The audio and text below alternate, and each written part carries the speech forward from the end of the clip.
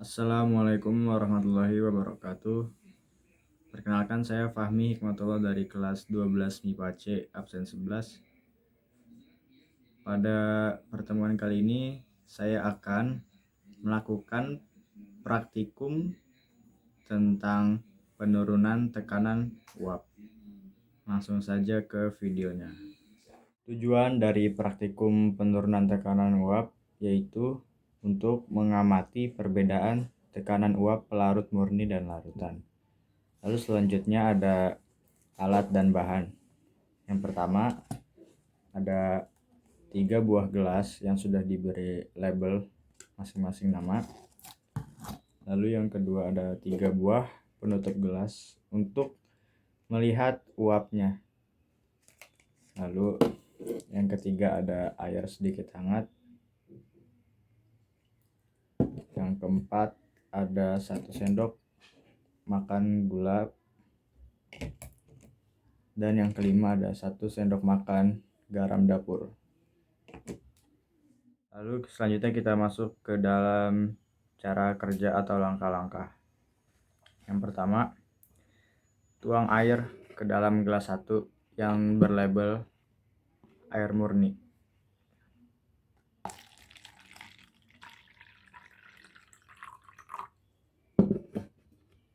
Lalu langkah yang kedua, tuang air juga ke dalam gelas 2 yang berlabelkan larutan gula. Lalu masukkan 1 sendok makan gulanya. Terus itu kita aduk.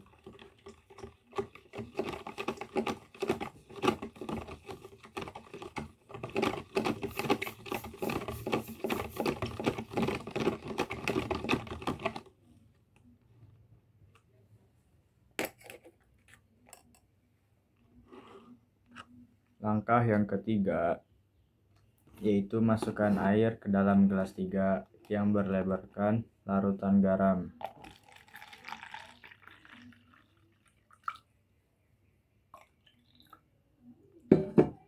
Lalu masukkan 1 sendok makan garam. Habis itu kita aduk hingga larut.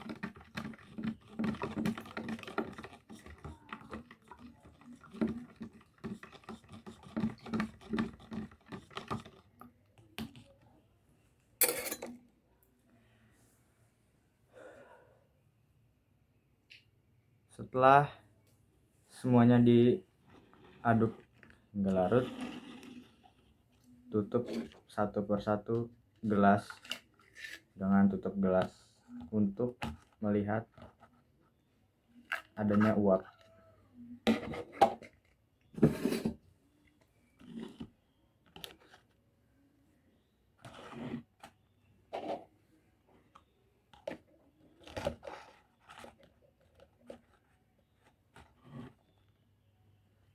Setelah ditutup semuanya setiap gelas, kita tunggu kurang lebih selama 5 menit.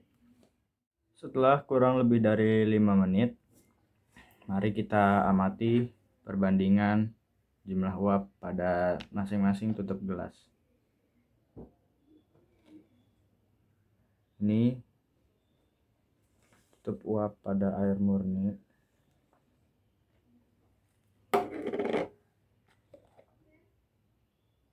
Lalu yang kedua, ini tutup gelas dan uap pada gelas kedua atau larutan gula.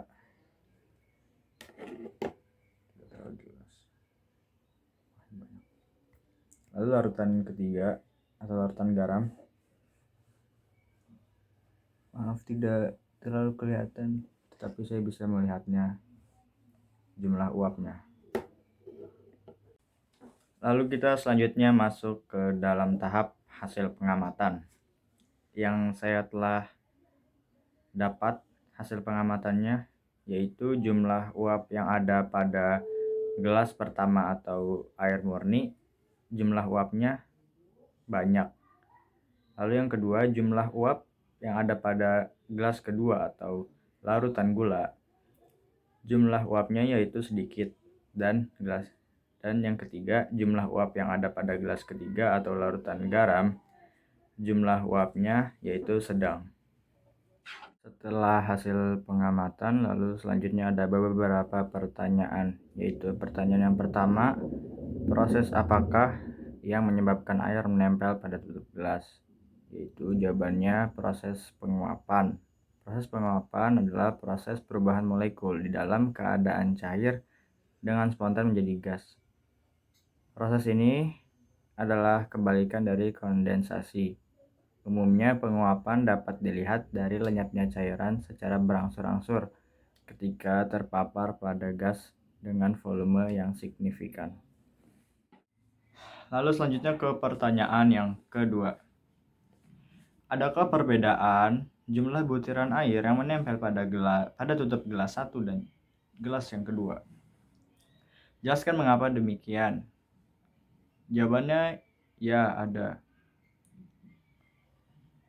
Karena adanya perbedaan besar gaya menarik antar molekul pelarut dan zat terlarut bisa dilihat dalam video yang saya tampilkan bahwa di gelas satu atau yang bersampel air murni, uap airnya lebih banyak daripada yang larutan gula atau gelas yang kedua. Hal ini dikarenakan gaya tarik antar pelarut antara zat pelarut air murni lebih kecil karena tidak ada zat terlarutnya. Hal ini menyebabkan larutan air murni lebih cepat menguap dan menghasilkan banyak butiran jumlah air. Selanjutnya gelas yang kedua atau yang bersampel larutan gula mempunyai gaya tarik-menarik yang lebih besar dan menyebabkan air lebih sulit untuk menguap, sehingga gelas kedua ini bisa menyebabkan dan memperoleh butiran airnya lebih banyak. Lalu ke pertanyaan yang ketiga. Adakah hubungan antara jumlah zat terlarut antara gelas 2 dan gelas 3 dengan jumlah banyaknya butiran pada tutup gelas? Jawabannya ada, karena semakin banyak zat terlarut dilarutkan dalam zat pelarut, sedangkan jumlah zat pelarut tetap, maka butiran air yang dihasilkan akan semakin sedikit. Lalu selanjutnya ke pertanyaan yang keempat. Bagaimana hubungan zat terlarut dan jumlah zat terlarut terhadap tekanan uap larutan dibandingkan dengan pelarut murninya? Hubungan antara zat pelarut dan zat terlarut dengan tekanan uap dibandingkan dengan pelarut murninya dapat dijelaskan dengan hukum Raoult, yaitu delta P sama dengan P pelarut dikurang P larutan, dan dapat diturunkan menjadi sama dengan pelarut dikali fraksi mol zat terlarut.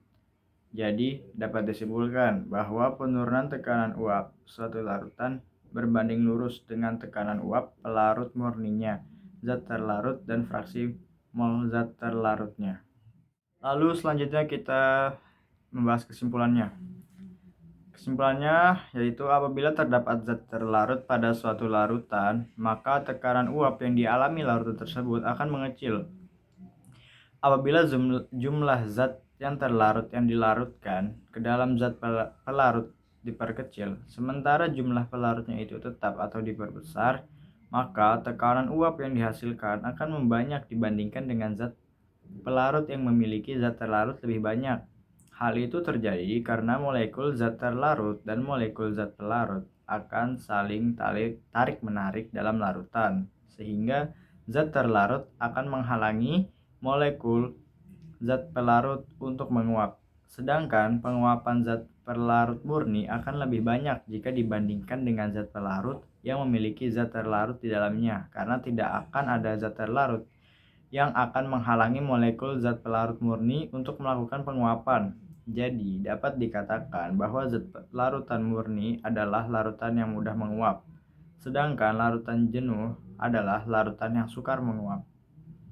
Itu saja pembahasan atau praktikum yang saya dapat sampaikan. Terima kasih. Wassalamualaikum warahmatullahi wabarakatuh.